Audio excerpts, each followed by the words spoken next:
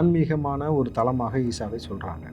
அந்த தலத்துக்குள்ளே இப்படி ஒரு மர்மம் இருக்குன்னு ஒரு கூட்டமும், இப்படி ஒரு மர்மம் இல்லைன்னு ஒரு கூட்டமும். அங்கே 2 பெண் பிள்ளைகளை கட்டாயப்படுத்தி தங்க வச்சாங்கன்னு சொல்கிறாங்க. அந்த பெண் பிள்ளைகளை பேட்டி கொடுக்குதுங்க, அப்படியெல்லாம் எதுவும் கிடையாது, நாங்கள் விருப்பப்பட்டு வந்தோம்னு சொல்கிறாங்க. மூல செலவை செய்யப்படுகிறதா அப்படின்னாக்கா, மூல செலவு செஞ்சுட்டாங்கன்னு எப்படி நீங்கள் ப்ரூவ் பண்ணுவீங்க? ஒரு போக்கில் மூல செலவு செஞ்சுட்டாங்கன்றீங்க. The only influence in me is what is happening within me. Like for whatever Isha Yoga programs I've been through. ஏன்னா போகிற போக்கில் இன்னொன்று சொல்கிறாரு நக்கீரன், அவர் நியாயத்தை தட்டி கேட்குறேன்றாரு. தட்டி கேட்குற மாதிரி தெரியல, பெட்டி கேட்குற மாதிரி தெரியுதுன்னு அவர் மீது ஒரு குற்றச்சாட்டு. நக்கீரனா? ஏன் நக்கீரனா? அதுக்கும் சேர்த்து அவர் தான் முதலமைச்சர். இவர் அன்பில் மினிஸ்டர் வரல, யார் ஏரியாவில் யார் சீன் போடுறது? இப்போ அவர் ஏரியா தானே, கூப்பிட்டு போங்க எல்லாரும், அவர் வரட்டும். ஏன்னா அவர் தந்தையார் ஜக்கி வாசுதேவை வச்சுக்கிட்டு அவர் பேசியிருக்காரு. ஆன்மீகத்திற்கு வர துறவரம் போன நபர்கள்லாம் இப்படி இருந்தால் காணொலிகள்லாம் வெளியிடுறாங்களா? ஒரு பீச்சுக்கு வெளியில் ஜக்கி இருக்கிறாரு, ஒரு மாந்திரிகம் பண்ணுற மாதிரியான வீடியோக்கள்லாம் வெளியே வருதுன்னு. பெண்ணோட நிர்வாணமாக கட்டில் படுக்கிற மாதிரி காணொலி இருந்தால் கூட அந்த பெண் தான் சொல்லணும், என்னை அவர் அக்யூஸ் பண்ணிட்டாங்க. உங்கள் மீது ஆள் கடத்தல் வழக்கு 4 ஆள் கடத்தல், அதில் ஆம்பளையா பொம்பளையா, என்ன காரணமாக கடத்துனீங்க, என்ன ரீசனுக்காக கடத்துனீங்க, அதை சொல்லுங்கள். தீவிரவாதம்னா எந்த தீவிரவாதம் சொல்லுங்கள். 100 வீரப்பன் விஷயம் அதுக்காக போடப்பட்டதாக இருக்காது. இப்போ வீரப்பன் தீவிரவாதி தானே? ரிஃப்ளெக்ட் வாய்ஸ் நேயர்களுக்கு வணக்கம். இன்றைய நேர்காணல் பகுதியில் நம்மோடு காங்கிரஸ் கட்சியிலிருந்து ராவுத்தர் இப்ராஹிம் அவர்கள் இணைந்திருக்கிறார்கள். வரவேற்று நிகழ்ச்சிக்குள் செல்வோம். வணக்கம். வணக்கம்ண்ணா சார். ஈசா யோகா மையம் அதை குறித்த சர்ச்சை ரொம்ப ஒரு மாதத்துக்கு மேலாகவே வந்துட்டு இருக்கு. சில ஊடகங்களும் அது குறித்து பேசிகிட்டு இருக்கிறாங்க.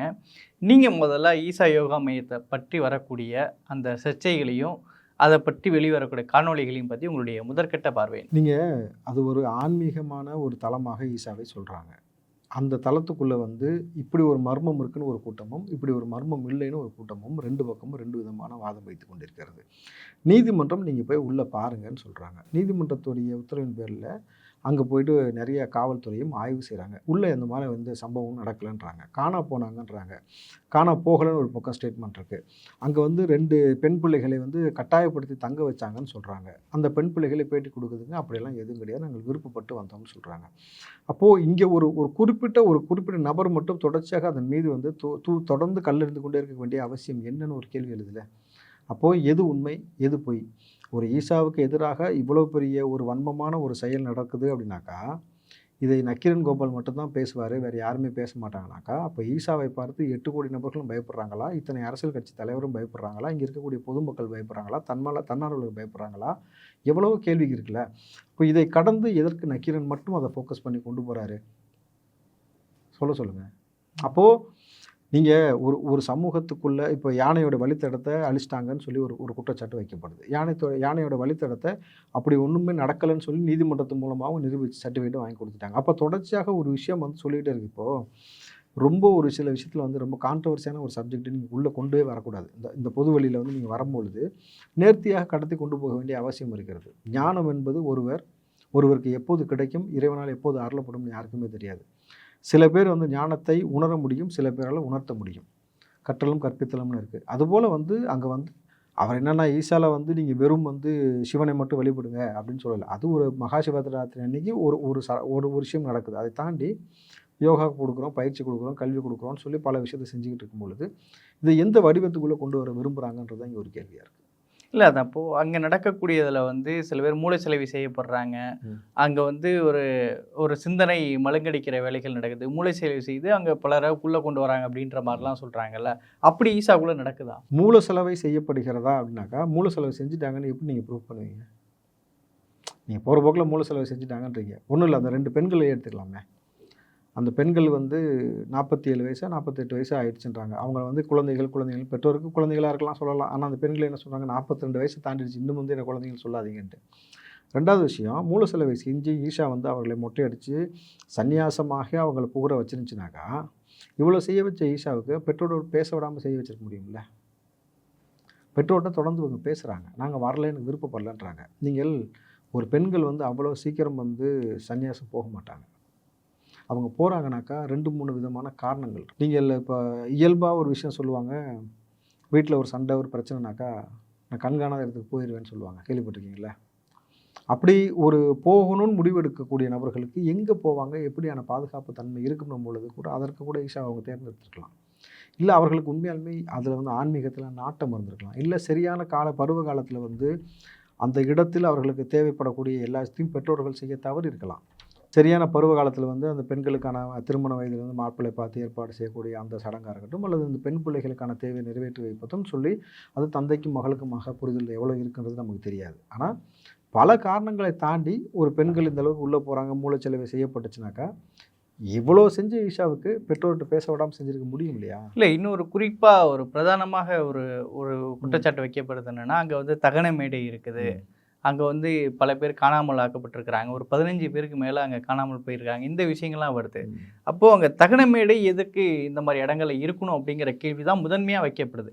அந்த விமர்சனத்தை எப்படி பார்க்குறீங்க? அவங்க தான் ஈஸியாக சொல்லிட்டு போயிட்டாங்கல்ல, ஈஷா தான். அங்கே இருக்க பொதுமக்கள் எல்லாமே கேட்டாங்க, அப்படி ஒரு தகனம் மேடை தேவைப்படுகிறதுன்னு வச்சுருக்கிறோம், இன்னும் யாரையும் தகனம் செய்யலை, செஞ்சுதான் அங்கே அது வெட்ட வெளின்றதுனால புகை மேலே போகிறதுக்கான கூடுகள் இருக்குது, அதை பார்க்கும்பொழுது மக்களுக்கு தெரிஞ்சிருக்கும்ட்டு இன்னும் அப்ரூவல் வாங்கலை. மேபி அது வந்து வச்சுருக்கிறாங்க, அந்த பகுதி மக்கள் கேட்டது கோரிக்கையின் பேரில் வச்சுருக்கேன்றாங்க. அதுக்கு என்ன செய்யலாம்? அதுக்கு மேலே தகனம் இல்லை, ஒரு 15 பேருக்கு மேலே இது வரையும் காணாமல் ஆக்கப்பட்டிருக்காங்க, அந்த ரெண்டையும் சேர்த்து தான் பேசுகிறாங்க. காணாமல் ஆக்கப்பட்டிருக்காங்கன்றது 15 நபர்களுடைய பேரோடு சொல்லுங்கள், எப்போ காணாமல் போனாங்கன்னு சொல்லுங்கள், ஈஷாக்குள்ளே அவங்க போனாங்கன்றதுக்கான ப்ரூஃபை கொடுக்க சொல்லுங்கள் முதல்ல.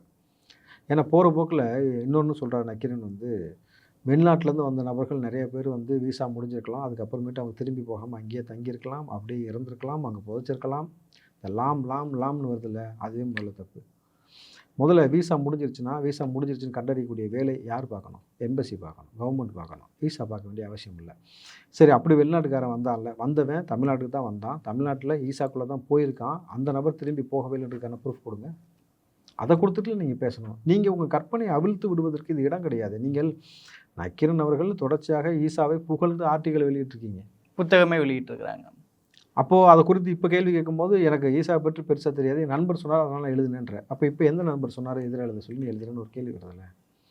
இப்போ இயல்பாக சில விஷயங்கள் உண்மை இருக்குது, முகாந்திரம் இருக்குது, அங்கே இருக்க பொதுமக்கள் சொல்லியிருக்காங்கன்னா நீங்கள் பேசுங்க. நீங்கள் 1.5 லட்சம் பேர் போகிறாங்க அந்த மகா சிவராத்திரிக்கு, அங்கே இருக்கக்கூடிய நபர்கள் கையில் மொபைல் ஃபோன் இல்லாமல் இருக்கலாம், போகிறவங்க எல்லாத்துட்டையும் மொபைல் ஃபோன் இருக்கும், அது யாருமே ஈஸா வாங்கி வைக்கிறது இல்லை. அங்கே இந்த மாதிரியான பிரச்சனைக்கு உள்ளாக்கப்படக்கூடிய நபர்கள் ஒருத்தர் கூட அங்கே இருக்க நபர்கிட்ட சொல்லியிருக்க மாட்டாங்க, அதை அவங்க வீடியோ எடுத்து யாரும் வெளியிட்டிருக்க மாட்டாங்க. இன்றைக்கி சின்ன விஷயம் சார் இப்படின்னா வலைதளத்தில் வந்துடும். அப்போது இவ்வளோ பெரிய விஷயம் வந்து ஏன் இன்னும் வலைதளத்தில் வரவே இல்லை? அந்த மாதிரியான விஷயங்கள் ஒரு கேள்வி இருக்குல்ல. இல்லை, நக்கீரன் குறிப்பாக ஏன் ஜக்கியோ அல்லது ஈசா யோகமுத்தையோ கார்னர் பண்ணுவதற்கு வேறு ஏதோ அரசியல் காரணங்கள் இருக்கா? இவங்க குறிப்பிட்டு ஈசாவையும் ஜக்கிவாசையும் குறி வைக்கிறதுக்கு காரணம் என்ன? அவர் நியாயத்தை தட்டி கேட்குறேன்றாரு, தட்டி கேட்குற மாதிரி தெரியல, பெட்டி கேட்குற மாதிரி தெரியுதுன்னா அவர் மீது ஒரு குற்றச்சாட்டு. நக்கீரனா? ஏன் நக்கீரனா? கோபால், நக்கீரன் கேட்கல, கோபால் கேட்குறாரு. புரியுதுங்களா? ஏன்னா கலைஞர் சொன்னதுனால தான் அந்த மாதிரி விஷயங்கள்லாம் வந்து சின்ன விஷயம் வந்து நம்ம எடுத்து பெருசாக பேசணுன்றாரு. கலைஞரே பேசியிருக்காரு, சத்குருவை வச்சுக்கிட்டே பேசியிருக்காரு. ஒரு புலனாய்வு பத்திரிகை அது வந்து சில விஷயங்களை வெளியே கொண்டு வருவாங்க, அது பல கொலை வழக்குகளையும் அவங்க அந்த மாதிரி எழுதியிருக்கிறாங்க, பல சந்தேகங்களை கொண்டு வந்திருக்கிறாங்க. அப்படி இருக்கும் இதை வந்து ஒரு பெட்டிக்காக தான் அப்படின்னு சுருக்கி பார்க்கறது சரியாக இருக்குமா? சரி, ஆதாரம் கொடுங்க, இவ்வளோ குற்றச்சாட்டு வைக்கிறீங்களா, ஆதாரம் கொடுங்கன்னு ஈசா தரப்பில் கேட்குறாங்களா, கொடுங்க. இவர்கள் சொன்ன குற்றச்சாட்டுக்கெல்லாம் அவங்க பேப்பர் டாக்குமெண்ட்டோட கொண்டு கொடுக்குறாங்க, காவல்துறை சொல்லியிருக்கு, நீதிமன்றம் சொல்லியிருக்குன்ட்டு. அப்போ இதற்கு மேலும் தொடர்ச்சியாக அங்கே வந்து நீங்கள் போக வேண்டிய அவசியம் என்னன்னு ஒரு கேள்வி இருக்குல்ல. நீங்கள் உள்ளபடி அப்படி ஒரு விஷயம் இருக்குன்னா வாங்க போகலாம், வாங்க நம்ம கவர்மெண்ட் சொல்லிட்டு 2 பேருமே கூட போகலாம், நானும் கூட வரேன், 2 பேரும் ஈசாவில் போய் 1 வாரம் தங்குவோம், அப்புறம் அங்கே என்ன இருக்குது ஏதுட்டுன்றதை வந்து பேட்டியாக கூட கொடுப்போம். அவ்வளோதான் பண்ண முடியும். அதுக்கு மேலே நம்ம என்ன பண்ணலாம் சொல்லுங்கள்? இல்லை, அவங்க மேலே அப்படின்னா அவங்களே இவங்க மேலே வழக்குகள் கொடுத்துருப்பாங்கல்ல. இவங்க நக்கீரன் மேலே ஒரு பொய்யாக இருக்குது, ஒரு உண்மைக்கு மாற்றமான செய்திகளை கொடுக்குறாங்கன்னா இவங்க மேலே டிஃபர்மேஷனோ அந்த மாதிரி ஏதாவது போட்டிருப்பாங்களே. எந்த ஒரு தரவுகளும் இல்லாமல் தான் இந்த மாதிரி செய்திகளை வெளியே கொண்டு வராங்க. ஏற்கனவே நக்கீரன் மேலே 111 டிஃபர்மேஷன் கேஸ் இருக்குது சார், 3 கொலை வழக்கு இருக்குது சார், 4 ஆள் கடத்தல் வழக்கு இருக்குது சார், ஒரு ஆயுதம் வச்சிருந்ததுக்கான பொடாஸ் வழக்கு ஒன்று இருக்குது சார், தீவிரவாதிகளோட தொடர்பு வச்ச ஒரு வழக்கு ஒன்று இருக்குது சார். மொத்தம் 261 வழக்கு இருக்குன்னு நினைக்கிறேன் அவர் மேலே. இவ்வளோ வழக்கு வாங்கியிருக்க நீங்கள் சொல்வது உண்மைன்னு எப்படி எடுத்துக்க முடியும்? இல்லை, எப்போவுமே வந்து சில புலனாய்வாக இருக்கக்கூடியவங்க சில விஷயங்கள் உண்மையாக கொண்டு வராங்க, சில இது பழிவாங்கிறது இருக்குன்னு தானே. உங்கள் மீது கொலை வழக்கு இருக்கா? நீங்கள் புலனாய்வு செய்கிறீங்க, ரைட்டு. எந்த ஊடகவியலாளர்கள் மீது கொலை வழக்கு, ஆள் கடத்தல் வழக்கு, ஆயுதம் வச்ச வழக்கு, தீவிரவாதியோட தொடர்பு வச்ச வழக்கு இருக்குது? டிஃபர்மேஷன் வழக்கு வரும், சந்திக்கலாம். இந்த வழக்கெல்லாம் வேறு யார் மேலே இருக்குது? சோ மேலே இருக்கா? இருந்துச்சா? இல்லை, கலைஞர் கருணாநிதி மேலே இருந்துச்சா? ஏன்னா அவங்களாவது அரசியல்வாதி சார், இருக்கலாம், maybe may not be, subject to verify. ஆனால் உங்கள் மீது ஒரு பத்திரிகைக்காரன் மேலே எதுக்கு வந்து கொலை வழக்கு, ஆள் கடத்தல் வழக்கு, ஆயுதம் வச்சிருந்த வழக்கு, பத்திரிகைக்காரனுக்கு ஆயுதம் எதுக்கு? எதுக்காக போடப்படுது? வச்சுருந்தீங்களா இல்லைன்னா வைக்கிறனாக்கா நீதிமன்றத்துக்கு போயிட்டு நீங்கள் இதுவரை நிரூபிச்சிருக்கலாம்ல. இல்லைன்ட்டு காவல்துறை வந்து பழி வாங்குறாங்கன்னு சொல்ல வேண்டியதானே சார். நீங்கள் திமுக அதிமுக 2 பேர்லையுமே தொடர்ச்சியாக கைது செய்யப்பட்ட ஒரே ஆள்னா இவர் தான். இவர் என்ன அவ்வளோ பெரிய புலனாய்வு புலியா? சொல்லுங்கள். நக்கீரன் கோபாலை மட்டும்தான் நியாயத்தை தட்டி கேட்க பெற்று போட்டிருக்காங்க. மிச்சவங்க யாருமே இப்போ தமிழ்நாட்டில் நியாயத்தை பேசுறதுக்கான ஆட்களே கிடையாதா? யதார்த்தமான ஒரு கலா நிகழ்வு. ஒரு காணொலிகள்லாம் வெளியிடுறாங்களா? ஒரு பீச்சுக்கு வெளியில் ஒரு ஜக்கி இருக்கிறாரு, ஒரு மாந்திரிகம் பண்ணுற மாதிரியான வீடியோக்கள்லாம் வெளியே வருத்தானே. சரி, என்ன சொல்ல வரீங்க அதனால்? இல்லை, அது ஏதோ ஒரு அப்யூஸ் பண்ணுற மாதிரி அப்படி தான் அந்த இது பார்க்கும்போது அப்படி தான் தெரியுது. அப்போ இந்த விஷயத்தை வச்சு தான் அவங்க சந்தேகங்கள் எழுப்புறாங்க சார். ஒரு பெண்ணோட நிர்வாணமாக கட்டில் படுக்கிற மாதிரி காணொலி வந்தால் கூட அந்த பெண்ணு தான் சொல்லணும் என்னை வந்து அவர் அப்யூஸ் பண்ணிட்டாருன்னு. பாதிக்கப்பட்டவங்க சொன்னாங்களா யாராவது? இல்லை. என்ன சங்கம் செஞ்சாங்கன்றது உங்களுக்கு தெரியாதுல்ல, அப்புறம் என்ன பேசுகிறீங்க? சம்மந்தப்பட்ட நபர் சொல்ல சொல்லுங்கள் சார். நீங்கள் ஏன் சொல்கிறீங்க? அவ்வளோதான். சம்மந்தப்பட்ட நபர் சொல்லட்டும், அப்புறம் அது வழக்காகட்டும், அப்புறம் அது பேசும் பொருளாகட்டும், பேசுவோம். நான் கேட்குறது, உங்கள் மீது எதற்காக கொலை வழக்கு? என்னென்ன கொலை வழக்கு? யாரை கொலை செஞ்சு முயற்சிங்க? அதை பற்றி வெளிப்படையாக பேசுங்க. உங்கள் மீது ஆள் கடத்தல் வழக்கு, 4 ஆள் கடத்தல், அதில் ஆம்பளையா பொம்பளையா, என்ன காரணத்துக்காக கடத்துனீங்க, என்ன ரீசனுக்காக கடத்துனீங்க, அதை சொல்லுங்கள். ஆயுதம் வச்சிருந்த வழக்கு, என்ன ஆயுதம் வச்சுருந்தீங்க? அருவாமனை வச்சதுக்கெலாம் கேஸ் போட மாட்டாங்க, கரெக்டுங்களா? அப்போ என்ன ஆயுதம் இருந்துச்சு? தீவிரவாதியோடனா எந்த தீவிரவாதியோட தொடர்பு வச்சுருந்தீங்க சொல்லுங்கள். 100 வீரப்பன் விஷயம் அதுக்காக போடப்பட்டதாக இருக்காது. இப்போ வீரப்பன் தீவிரவாதி தானே? நக்கீரன் சொல்லட்டும், நீங்கள் நான் சொல்லக்கூடாது. வீரப்பன் தீவிரவாதி தேச துரோகின்னு அவர் சொல்லுங்கள், அப்புறம் பேசுவோம். 111 டெஃபர்மேஷன் கேஸ்னால் அது என்னென்ன டெஃபர்மேஷன் கேஸ் அதையும் சொல்லுங்கள். 1-2 வரும் சரிங்களா? சிலர்கள் அவதூறு சொன்னால் டெஃபர்மேஷன் கேஸ் வரும். ஏன் அந்த பயில்வான ஒரு ஆள் இருக்கார் தெரியுங்களா? ஒரு இஷ்டத்துக்கு பேசுவாப்புல, அவர் நிறைய வழக்கு வாங்கிட்டே இருக்கிறாப்புல, அடுத்து வந்து என்னென்ன வாங்க போகிறாப்புலன்னு தெரியல. ஏன்னா எதை பேசணும் எதை பேசக்கூடாது தனி மனிதர்களுடைய இதை பற்றி ஒரு புரிதல் இல்லாமல் ஏஆர் ரஹ்மானை கொடுத்து மிக கேவலமாக பேசுனது. சரி, நக்கீரன் கோபால் வந்து நியாயத்தை தட்டி கேட்பார்ல, இந்த ஐயாம் சாரி ஐயப்பான இப்போ ஒரு இஷ்யூ போயிட்டுருக்கு தெரியுமா? அதற்கு திரும்ப ஆதரவு தெரிவிக்கிறார் தெரியுமா? இதை குறித்து நக்கீரன் நிலைப்பாடு என்ன சொல்லுங்கள். இல்லை சார், நான் ரொம்ப சிம்பிளாக கேட்குறேன். அம்பேத்கரை குறித்து இழிவாக ஒரு பாடலை எழுதி அந்த பெண் பாடியிருந்தால் இவர் இப்படி ஆதரவு தெரிவிப்பாரா? தெரிவிக்க மாட்டீங்கல்ல. அப்போது உங்களுக்கு விருப்பம் இருக்குது, விருப்பம் இல்லை. எந்த மத வழிபாட்டு முறையிலும் எந்த மதத்தை பற்றின தெய்வத்தை பற்றியோ தெய்வமாக கருதக்கூடிய நபர்களை பற்றியோ நீங்கள் பொதுவெளியில் தேவையில்லாத கருத்துக்களை சொல்வதை தவிர்க்கணும். நமக்குமே மார்க்கம் எங்களுக்கு என்ன சொல்லிக் கொடுத்துருக்கு? லக்கும் தீனுக்கும் வலியுதீன். உன் மதம் உனக்கு, அவர் மதம் அவருக்கு. யாரையும் நீங்கள் போய் விமர்சிப்பதற்கோ தடை செய்வதற்கோ உங்களுக்கு தார்மீகமான உரிமை இல்லைன்னும் பொழுது அப்படித்தானே எல்லாரும் பார்ப்பாங்க.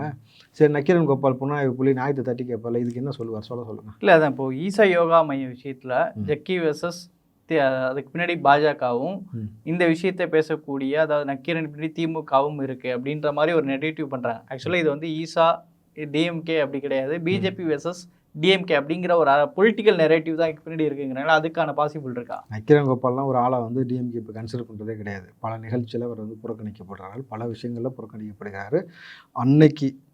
அன்னைக்கு வீரப்பனை வச்சு வெளியில் வந்து ஒரு முகமாக காட்டப்பட்டவர் தான் நக்கீரன். அதுக்கப்புறம் பெரிய புலனாய்வுலாம் கிடையாதுன்னு வச்சுங்க. ஹிடன் கேமரா வைக்கிறதெல்லாம் வந்து ஒரு மேட்ரு கிடையாதுன்னு வச்சுங்க. பிஜேபி கூட தான் ஹிடன் கேமரா வச்சு நிறைய விஷயம் எடுத்து வீடியோ வெளியிட்டு. நீங்கள் வந்து நித்யானந்தாக்கு வீடியோ வச்சோன்னே பெரிய புலனாய்வு இப்படிலாம் கிடையாது.